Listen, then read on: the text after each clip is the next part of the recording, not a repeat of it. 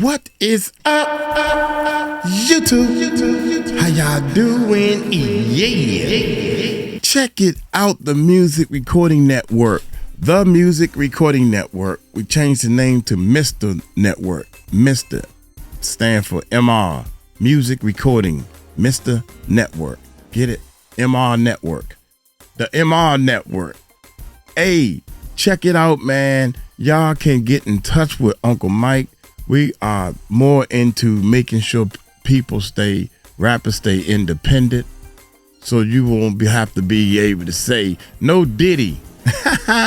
So Uncle Mike was in the music game and all that type of stuff. So long story short, man, I am helping artists.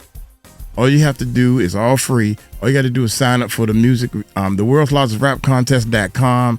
Check out that website if you are an independent recording artist. If you know an independent recording artist, no Diddy, no contracts, none of that stuff, man. Stay independent. Keep your money in your pocket. Keep your royalties, your points. Do everything yourself, and it's free to start a YouTube channel. It's free to do an Instagram. It's free to market and promote your music online. It's free to get your stuff on Spotify. But you got to know how to advertise it, so people, you got to have it mixed and mastered right first. So Uncle Mike can teach you all that. Boom.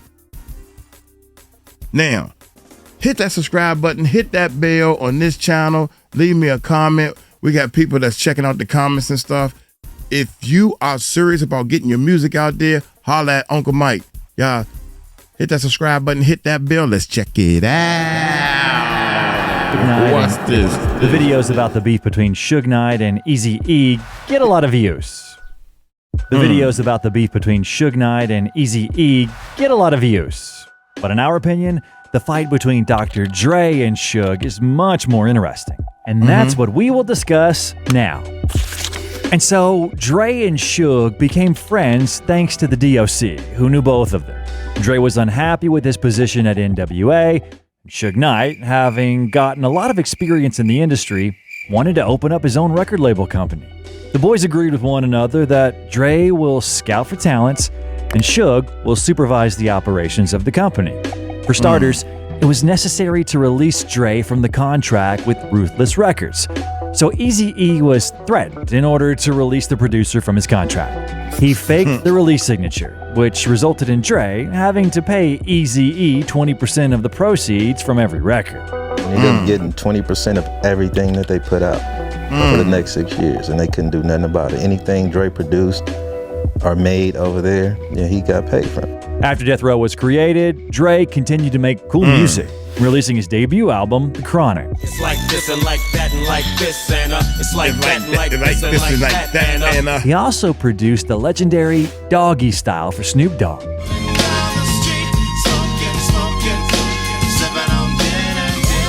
Like every day, and I'm right back up in you with Dr. Dre. And it seemed like everything was going well. Suge and Dre got good money from their music. However, the year of 1995 proved to be a turning point for the entire hip-hop industry, and for their relationships as well. This also concerns Puff Daddy and Suge Knight, who were also friends. At the same time, Puff opened his own record label called Bad Boy Records, and prepared the Ready to Die album for Biggie, in which samples of songs from Death Row were used. All Death Row shit is through that motherfucker, said Suge Knight. Any artist out there want to be an artist and want to stay a star, and don't want to have to worry about the executive producer trying to be all in the video, all on the record, dancing. Death Row. This speech at the Source Awards became legendary.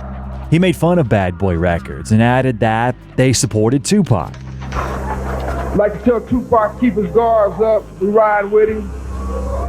Pac was released, and he started working with Dre, who initially had a good relationship with one another. He was cool with Pac coming, bro. He welcomed Pac. If he didn't want Pac to be there, bro, he would have just threw him off some bullshit. You know what I mean? We are out here at the California Love video. Dr. Dre, Tupac, we getting busy. Oh, Chris Tucker in the house. Video by Hype Williams. What's up? What you say? But give me that bomb beat from Dre. Let me serenade the streets of LA. However, after being released from prison, Pac became a different person, more brutal and aggressive. Some think that it is because of the huge influence of Suge Knight. After all, as Suge once said, "When I look at Tupac, I see myself in it." He didn't have to watch the homies beat up on people. He shouldn't have been around that shit. The ex-producer, Death Row Records' Daryl Harper, recalled the time when Tupac was furious with Sam Snead for inviting only New York-based rappers in the shooting of a music video for one of Snead's songs.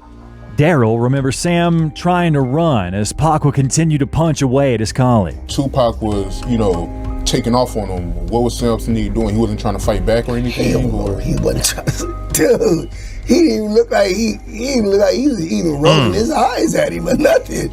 The gangster life at Death Row became too much.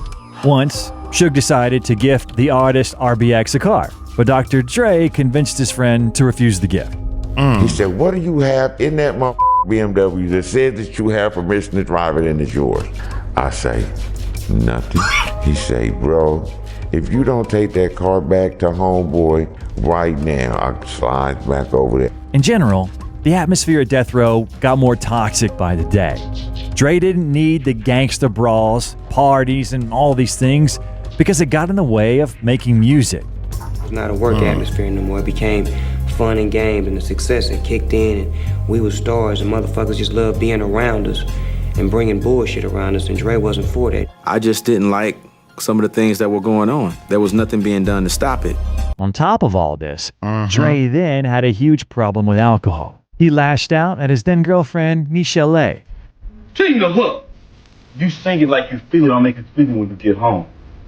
Dre, the hook ain't working. If it ain't working, fix it. You too stupid to do that? Damn. Stupid bitch! No! According to Michelle A., he broke her nose, cracked her ribs, and blackened her eyes. What's worse than that, according to rumors, when Dre was still at Death Row, Michelle A. began a romantic relationship with Suge Knight. What was Michelle A's role during this whole time while you were at Death Row? Super bitch. Super bitch. And then you got this other baby mama that fucked two of the richest dudes in America. Two of the most richest men in America. Dr. Dre and Suge Knight. That it was over Michelle A. Suge was fucking on Michelle A, and Dre said, "This dude, you can have everything, I'm gone." And Pac was a workaholic, and Suge like, "Come on, man, let's get these, and so, and I think that was irritating him, and Dre didn't like going to Crab Man with all those people. But I'm not the reason that they're not together. No, I did not get with Suge to get back at Dr. Dre. Please, you guys don't think that. No, man, come on. How can people be so thinking they smart, but they can't see this? They boys, they work together, they friends. You don't sleep with one person at work, then you start dating somebody else, they work real close together, then you sleep with them. That's a slut. That's what you call a slut, man. Do y'all understand that? Your boys, we all in the same clique, we all in the same band, we all in the same whatever. Then all of a sudden, this person, they've been screwing. Then all of a sudden oh my God, come on, ladies. Especially back then, she knew what she was doing. And put her hands all on. She knew what she was doing. I did not get with Suge to get back at Dr. Dre. Please, you guys don't think that. I gotta find this one video on YouTube where she come in the studio and put her hands all on Tupac's chest and his head and shit, and I'm looking like, damn, did he get the pussy? You know what I mean? So, Suge Knight, Dr. Dre, Tupac. All of that resulted in him deciding to leave Death Row. He ended up with nothing. You got an artist, the money, the masters, all your fucking bullshit, I'm done. And as much as they tried to show in the movie that Dr. Dre left in a pretentious way, the reality of what actually happened was very different. Dre didn't talk to Suge about the departure. Everything was dealt with through Jimmy Iovine. I said, "Jimmy, when you want him, he can go with you, but he has to leave with the shirt on his back." At the end of the day, everybody knows Dre's a hoe. The people you surround yourself with can be either the rise or the fall of your career. You have to surround yourself with positive people that have your best interests at heart. Regardless of how many times Suge said he doesn't care that Dre left, it undoubtedly had an impact on the atmosphere at Death Row. Many artists wanted to leave the label after such shocking news. The vibe for me was like a divorce, and I was a child left behind. Like, I want to go with you. Why? I don't want to stay here. I want to go with you. Although Tupac had a completely different opinion.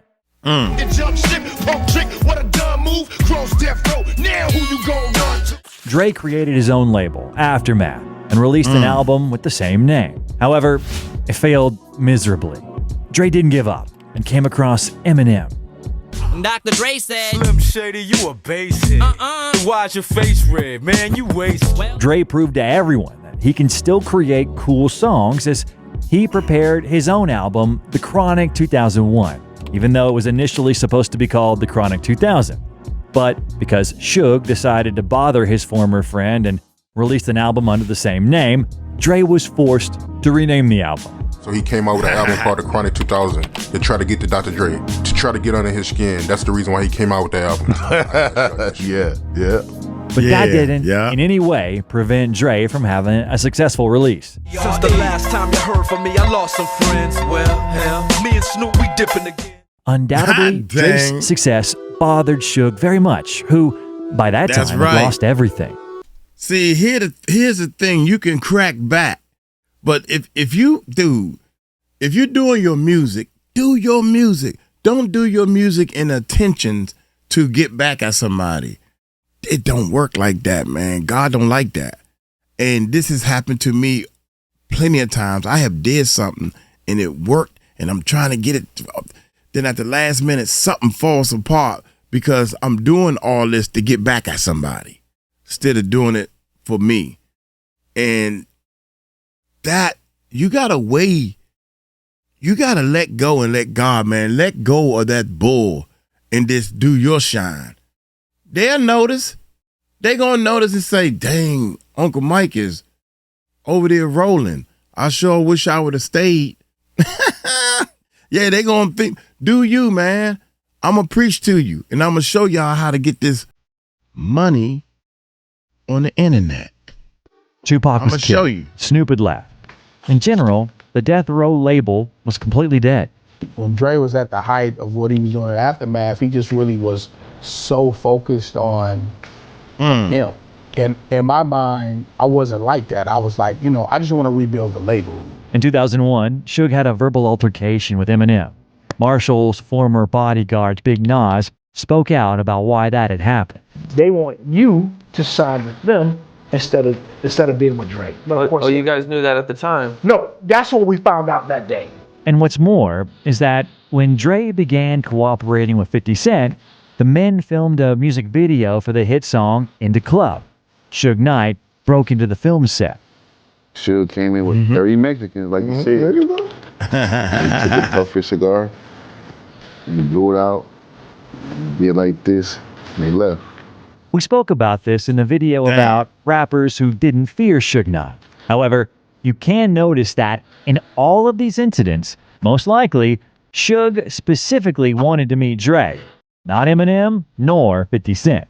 By the way, in an interview, 50 said that Suge Knight was planning on killing Dr. Dre because of Tupac's prolific success at Death Row. Well, in contrast, Dr. Dre only released one album. Suge was gonna kill Dre. So you get him out, that 5-album deal, his first CD, All Eyes on Me, double CD, come back, Machiavelli, break Street Day, so he's back early with that one. That one's #1 selling, and he got 2 others in the studio doing artwork. He's done with that, moving to the Outlaws and doing everything else, and you going, well, how do I keep him? Maybe I give him Dre's. I don't know, Jen, this might have to happen to Dre.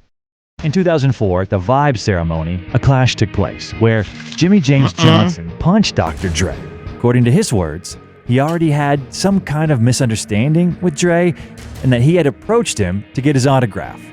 Let me get your autograph. That's why he wasn't so quick to give me no autograph.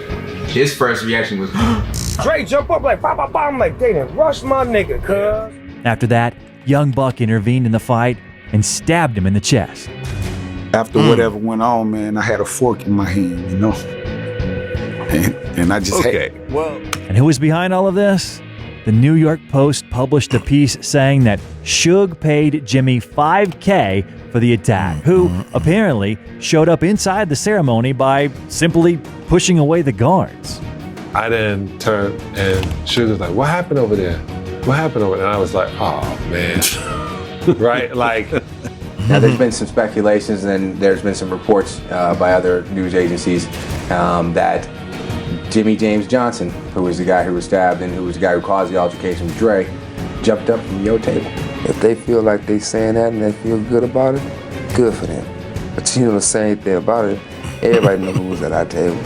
But you know, the more importantly, it's really not about what happened at the award show, what went on at the award show. To me, the situation is more, the moment was taken from Dre. Further, Dre sued Death Row. He won the case the first time and received $3 million, while in the second time, the court ruled against opening a case. The climax of all the beef they had took place at the filming of Straight Outta Compton. Suge met Terry Carter and Clay Sloan. The guys had an argument, and then Knight got in his car and drove over them. This resulted in Terry Carter dying on spot, while Clay Sloan miraculously escaped a fatal outcome and remained alive. Suge surrendered himself to the police the very next day and explained why he'd showed up on set. And you already understand who he wanted to meet there. According to Suge's words, Dre wanted to kill him during the party that took place in 2014 when he received several gunshot wounds. Dude, you are a ruthless dude. Big as you are, you gonna take your car and just run a sucker over? Rest in peace, man. Rest in peace. How would you? I wouldn't even never think that somebody would run me over with a car. Suge was crazy, young. He was crazy. He was past crazy. He was sick. He deserved to be in jail, man. Jail needed to calm his big tail down. Boy, he was a big old grizzly bear. Dude, did you hear what he said? And remained alive. Suge surrendered himself. It took place at the filming of Straight Outta Compton. Suge met Terry Carter and Clay Sloan. The guys had an argument, and then Knight got in his car and drove over them. This resulted in Terry Carter dying on spot, while Clay Sloan miraculously escaped a fatal outcome and remained alive. Suge surrendered himself to the police the very next day and explained why he'd showed up on set. And you already understand who he wanted to meet there. According to Suge's words, Dre wanted to kill him during the party that took place in 2014 when he received several gunshot wounds. They also got the paper trail with all the checks and proof of when they talked to the witnesses, saying that Dre came to them first and asked the two guys how much it cost to get rid of me, Knight says. And they said, "What do you mean by get rid of?" He said, "Kill him." This entire time, Suge Knight wanted to find Dre to talk about that situation. He claimed that he ended up at the movie's production office shortly before Carter's death because he was driving around in the area and an unidentified person told him to come through to discuss a situation with Dre. Dr. Dre, we've been really good friends for years. Matter of fact, I know his kids. He knows my kids. And I was told that he has paid some guys to harm me, Knight testified. I didn't believe it because authorities do lie. So I went up there. I was going to talk to him and say, "Hey man, I'm not going to react to what authorities say about you having something to do with me getting shot or paid somebody to get me killed. I just want to make you aware they are saying this and putting it out there." In turn, Dr. Dre did not comment about this at all. However, Suge Knight, till this day, mentions him. In an interview for TMZ 2023, Suge said that Dr. Dre did not produce the legendary album Doggy Style, claiming that his entire work was done by Daz Dillinger. Dre allegedly said to Daz, "Look man, let me say it was produced by me, and put my name on it. You'll get paid, but let me be the one who produced it." He did everything on Doggy Style by himself. Dr. Dre is the best producer in the world. I did not have nothing to do with that. Dr. Dre did that on his own. Suge Knight is lying. Secondly, Suge claims that Dr. Dre and Pac were never friends. They hated each other. Pac and Dre never was in the studio together. They weren't in the studio doing California Love. They hated each other. The next video that we recommend you watch is about Tupac's enemies. Bye, everyone. Wow.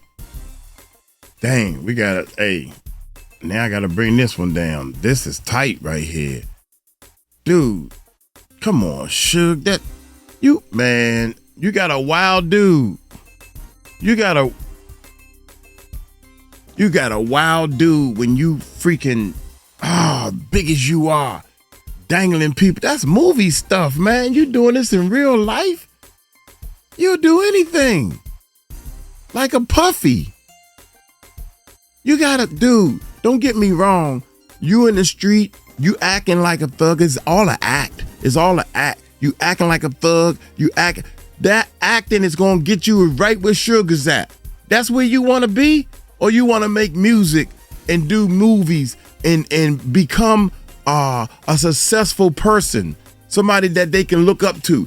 That's what you want, independent record label, independent artist. What the hell, man? Y'all think this is a game out here? These people will lock you up for doing half of the stupid stuff y'all doing.